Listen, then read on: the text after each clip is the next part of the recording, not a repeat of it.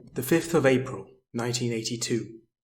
The aircraft carriers HMS Invincible and HMS Hermes leave harbour at Portsmouth, accompanied by escorting destroyers, frigates, and cargo ships. Their destination is the Falkland Islands, off the coast of Argentina in the South Atlantic. The nuclear submarines, HMS Conqueror, HMS Splendid, and HMS Spartan race ahead of the main fleet to blockade the islands and monitor the movement of Argentine forces. Following a long-standing territorial dispute over the Falklands, the Argentine military dictatorship had invaded and occupied the islands just a few days prior, on the 2nd of April. This was followed by the occupation of another British territory in the South Atlantic, the barren island of South Georgia, on the 3rd of April. The UN Security Council passed a resolution demanding a cessation of hostilities in the area, with all Argentine forces to withdraw from the Falklands, and directed the British and Argentine governments to seek a diplomatic solution to the issue. Critically, this resolution only called for the removal of Argentine troops from the area, leaving the United Kingdom free to use military force in defense of its territory. On the 8th of April, the luxury cruise liner SS Canberra was hurriedly requisitioned by the Ministry of Defense as a troop carrier, and set sail for the Falklands with the 3rd Commando Brigade and the 3rd Battalion of the Parachute Regiment on board.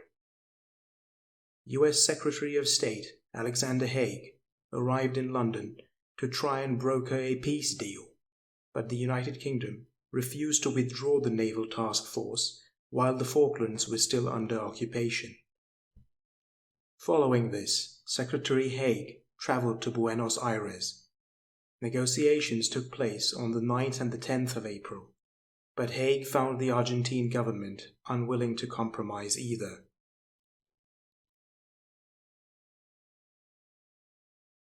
In the meantime, the task force was arriving at Ascension Island, the nearest British overseas territory to the Falklands, about 4,000 miles away.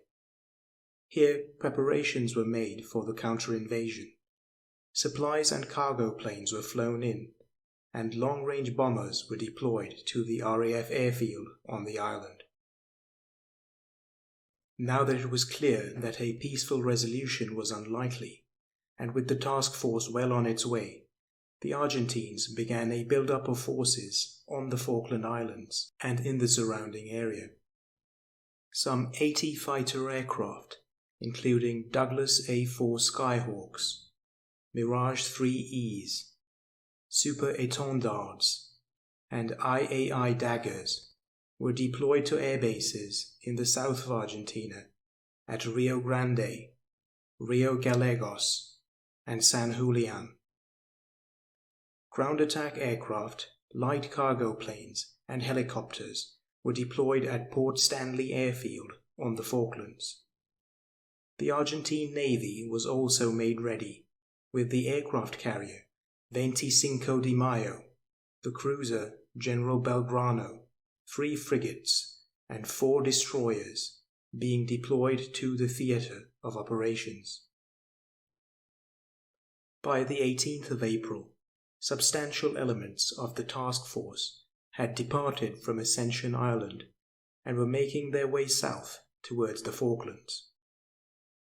Outnumbered and operating at a great distance of almost 8,000 miles from home base, the Naval Task Force was at a great disadvantage. The carriers HMS Hermes and HMS Invincible could only operate some 20 Sea Harrier aircraft between them, against the 120-odd aircraft of the Argentine Air Force.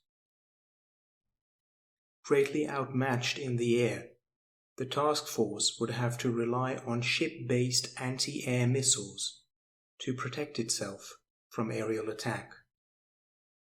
The Argentine Air Force were also equipped with Exocet anti-ship missiles, which posed a serious threat to the British fleet.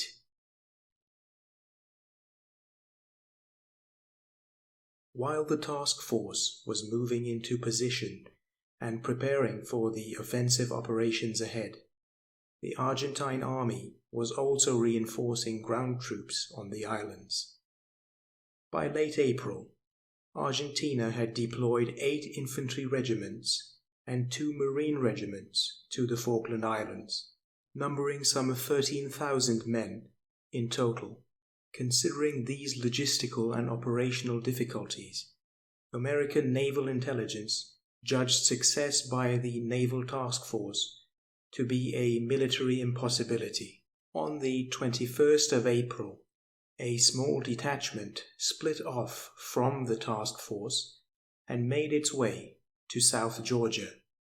While conducting reconnaissance of the coast, this detachment spotted the Argentine submarine ARA Santa Fe on its way to the Argentine garrison at Grytviken, which was the main settlement on the island. Frigate-based helicopters attacked the Santa Fe with anti-ship missiles and gunfire, crippling the vessel and causing it to be abandoned at Grytviken. Following this, 75 Royal Marines were landed at the settlement by helicopter, supported by fire from the nearby ships. The small Argentine garrison surrendered before dusk, and the Union Jack was raised over the island, raising morale back home and among the task force.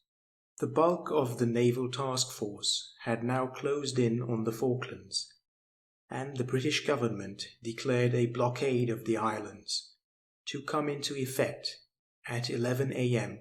on the 30th of April.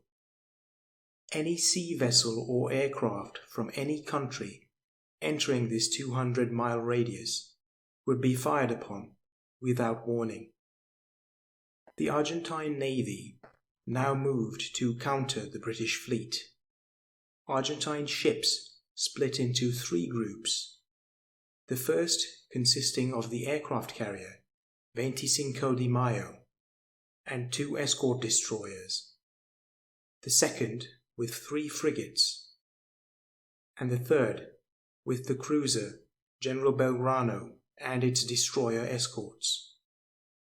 The first 2 groups approached the islands from the north, where they were detected and monitored by the submarines HMS Splendid and HMS Spartan.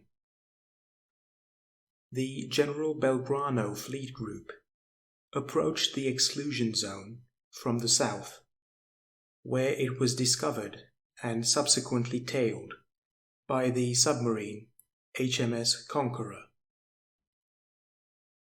With naval forces now in position and taking aggressive postures on both sides, the aero-naval battle for the Falklands was about to begin.